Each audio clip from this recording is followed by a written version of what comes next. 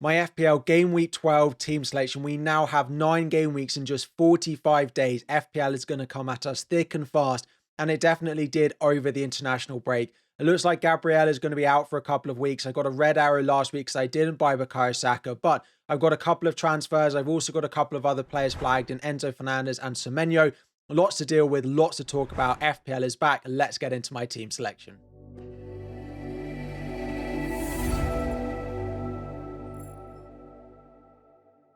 What is up, everyone? FPL Harry here. Before we dive in, 2,000 likes is the aim, and subscribe if you are new to the channel. Game week 11 was a long time ago, so we're not going to dwell on our points that week too much, but also because I got a bit of a red arrow, so I don't want to talk about it too much. I got 36 points, which was below my safety score. No real big returners for me. I had 2 missed penalties in Semenyo and in Erling Haaland, which is probably the same for quite a lot of you. But outside of that, I didn't really get anything apart from Richards, who gets the star player of the week with a clean sheet and defensive contributions, which shows just how poor my week is if he was my best player in game week 11. I dropped from just inside the top 400k to just inside the top 500k. It wasn't the worst rank drop in the world. It's not the be all and end all of bad game weeks, but yeah, definitely would have been better if I'd have decided to buy Bukayo Saka. Instead, I bought Ismail Assar.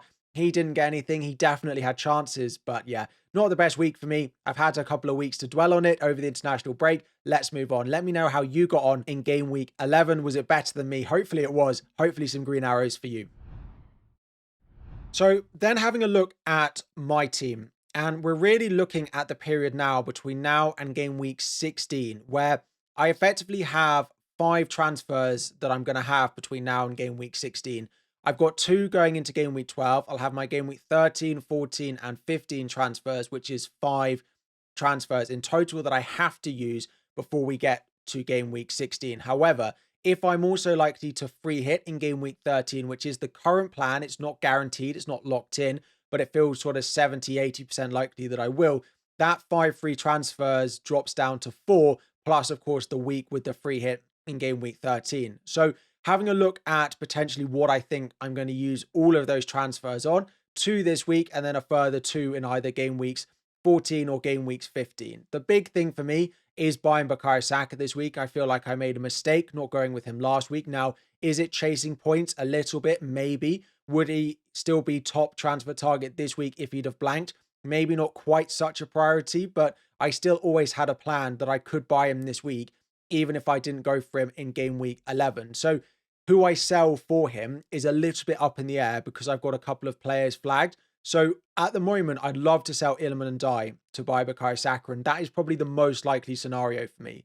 But I also have Enzo Fernandez and I have Semenyo, who are both yellow flagged and technically still doubts going into game week 12. Now, Semenyo, we think will be okay because it looks like he was given time off from the second game during international break. He was sort of running off the pitch. He was sort of celebrating with players. He was looked absolutely fine when he got subbed off. And then it came out that it was his anniversary and he proposed to his girlfriend, his now fiance. Again, congratulations to him over the past couple of days, which makes me think that he wasn't really injured, right? Because for him to plan a big, elaborate proposal in a couple of days when he was meant to be on international duty only because he managed or he just got injured feels very unlikely to me. It feels more like he'd planned this big proposal, which happened, and he was always going to not play that second game. It seems like the most likely scenario to me. So I am expecting Semenyo to be available. We will have a press conference later on in the week, of course, from Bournemouth, which hopefully will confirm that.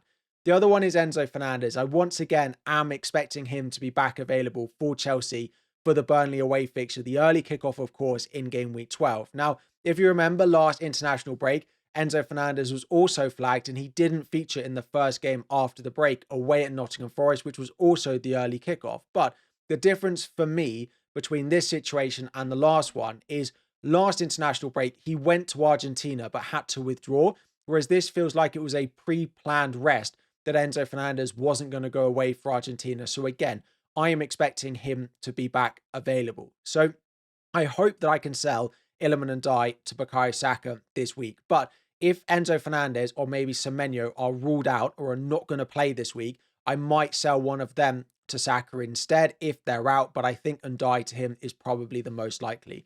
And all I wanted to do this week was that one transfer. But unfortunately, it looks like Gabriel is going to be out. We haven't had official confirmation at time of recording from Arsenal that he's definitely going to be unavailable. But as I said in yesterday's video, reports from David Ornstein suggest that it's going to be a month or two and he's likely to not play again in 2025. So having a look at the replacements, because the game weeks come thick and fast, he's a very expensive player. I don't want to just bench him. Now, I could just bench him for this week because I do have Anderson at home to Sunderland on my bench at the moment.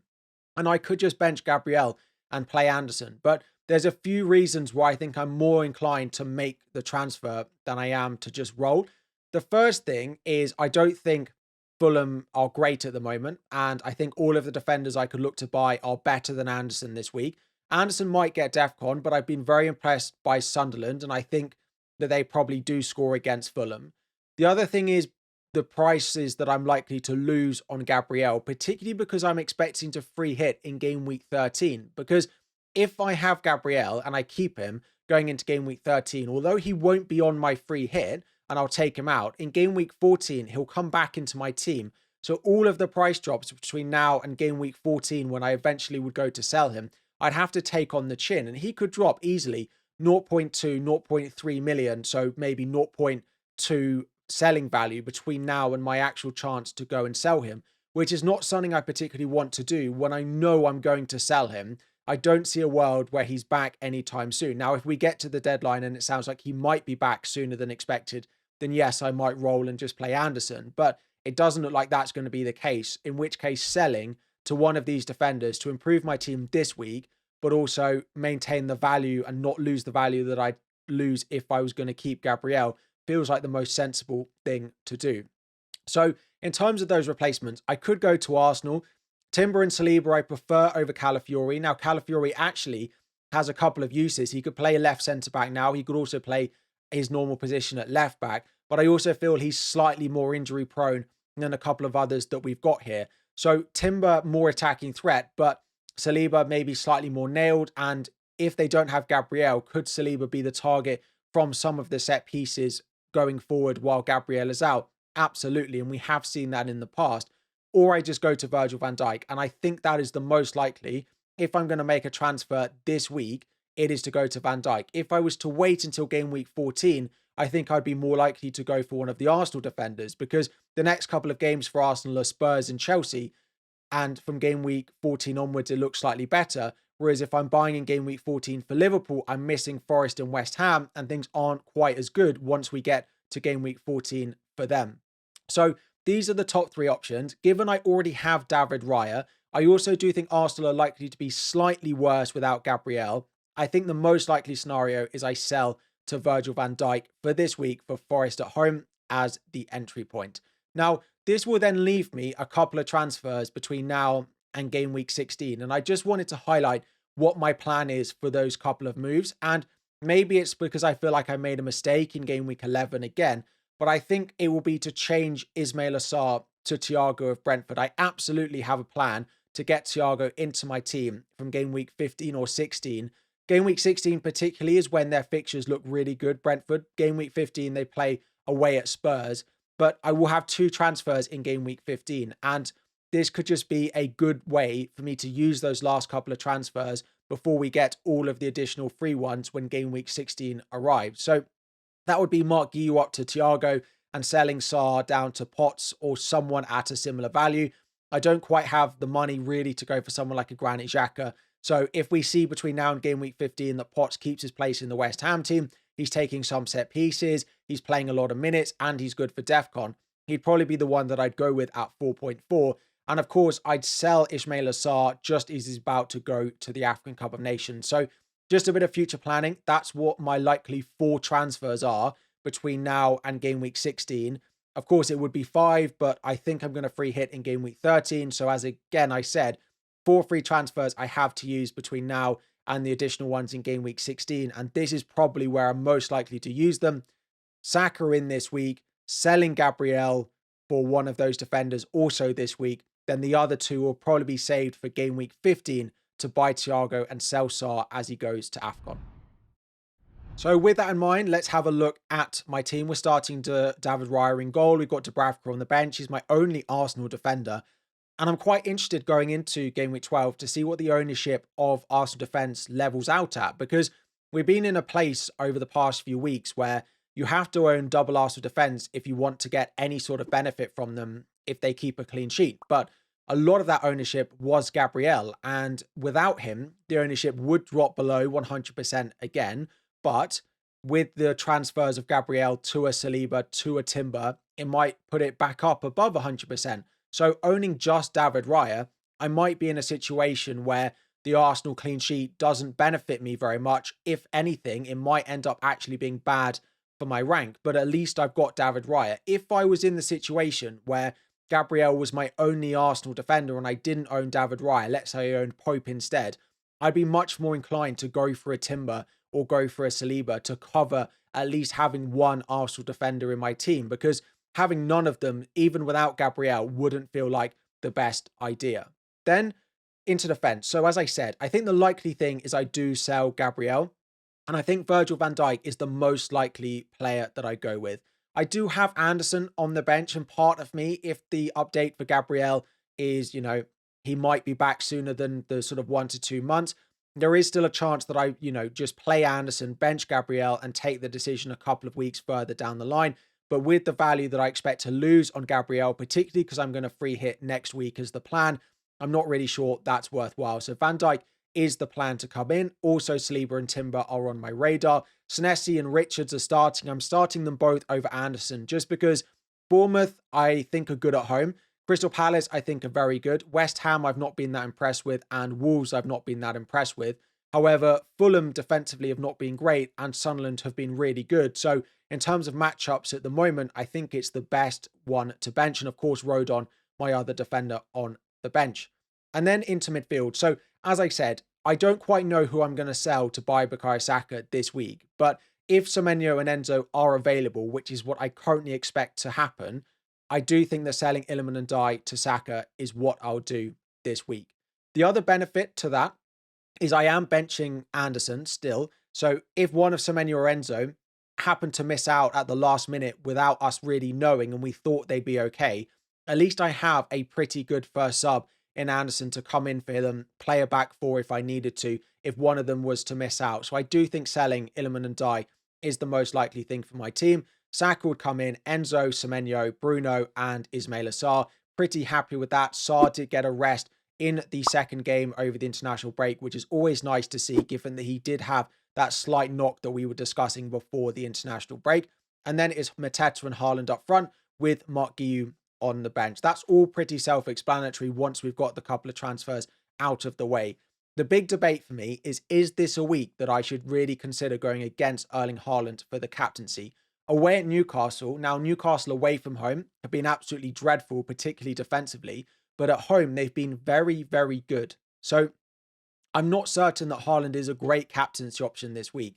It's just where I'd go if I didn't captain him. And I think the only two players in the game I'd consider captaining over Haaland this week is Mo Salah, who I don't own. If you want to go there, that's a whole nother conversation, but I'm not going to own him. Or it's Bukayo Saka. I think Haaland versus Saka is really close. I do expect Manchester City to score. I do then expect Erling Haaland to have some involvement. Whereas for Bukayo Saka to get a good return, I probably need a couple of goals for Arsenal, because if Arsenal score one, his goal involvement percentage is lower than it is for Haaland. So the chances of it being Saka that scores is just a little bit lower. So at the moment, Haaland does have the captaincy armband, and Bukayo Saka, the likely transfer in, would get the vice captaincy. If I don't buy Saka for whatever reason, I think Bruno Fernandes on Monday night would get the vice captain. But it is really a debate. And part of the reason for buying Saka is he does cover a couple of captaincies over the next few weeks and also just offers a bit of a differential option if I wanted to go against Haaland. And this is definitely one of the weeks that I could consider doing it. So let me know let me know who you're captaining this week. Do you think this is a week that we can go against Haaland? As I said, he's currently got my armband, but I am absolutely looking at Saka once he comes into my team as a potential alternative. He's currently got the vice captain, but at home to Spurs on the Sunday, I absolutely think he is one I'm considering. Haaland's currently got it, but it may well move. So, couple of planned transfers, Iliman and Dye out, Bukayo Saka in. If one of the other midfielders is more of a doubt, then I might sell them instead. And I plan on selling Gabriel to Virgil van Dijk, keep a little bit of Arsenal with David Raya, go for Van Dijk for their short-term fixtures. And that is the plan with my 2 free transfers and lovely bit of 3.9 million in the bank this week. So yeah, let me know what you think. Let me know whether you think those transfers are good. Who is your Gabriel replacement? We spoke about a lot of options in the transfer targets video yesterday. If you want to check that out, want to hear me discussing the likes of Daniel Munoz, O'Reilly, on top of the players I've already discussed in this video, we do a bit more of a deep dive. And also let me know, who would you captain? Who are you planning on captaining in game week 12? I'm interested to know, are people considering going against Haaland, or is he just too good every single game? Anyway, let's wrap it up there. Thank you all for watching. The deadline, of course, is Saturday morning, so there'll be a complete guide video out on Friday afternoon, where hopefully we'll discuss anything that I still haven't answered going into the deadline. Thank you all for watching. 2,000 likes is the aim. Subscribe if you're new, and I'll be back again very soon.